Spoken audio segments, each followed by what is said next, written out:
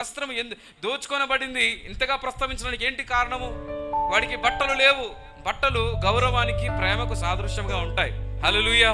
ఎక్కడ కనబడతాయి మనకంటే ఆది కాండంలోనే కనబడతాయి. అంటే యాకోబు తన వృద్ధాప్యంలో ఏం చేస్తున్నాడంటే, పుట్టిన కుమారుడైన యోసేపును చాలా ప్రేమిస్తున్నాడు. ఆ ప్రేమించిన దానికి నిదర్శనముగా ఒక వస్త్రాన్ని కుట్టించాడు. హల్లెలూయా, హల్లెలూయా. ఈ వస్త్రాలు దోచుకొనబడిన వ్యక్తి గురించి ఒకసారి ఆలోచన చేయండి. వస్త్రాలు లేవు అతని దగ్గర, బట్టలు లేవు అంటే దేవుని ప్రేమ అతనికి లేదు.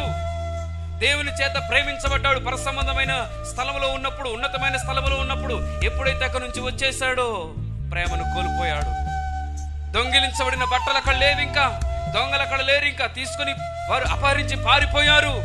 దేవునిలోంచి నువ్వు బయటికి వచ్చేస్తే ఎందుకు ఈ భక్తి జీవితము, ఎందుకు వచ్చిన ప్రార్థన, ఎందుకు వచ్చిన విశ్వాసము అని నువ్వు అక్కడి నుంచి బయలుదేరినట్లయితే నీ ఆనంద వస్త్రాలు దొంగిలించబడతాయి. అంటే ఆనందము నీ దగ్గర నుంచి అపహరించబడుతుంది. అపవాది లోకములో సంతోషం ఉన్నట్లు వాడు చూపిస్తాడు, లోకంలో ఆనందం ఉన్నట్లు వాడు చూపిస్తాడు.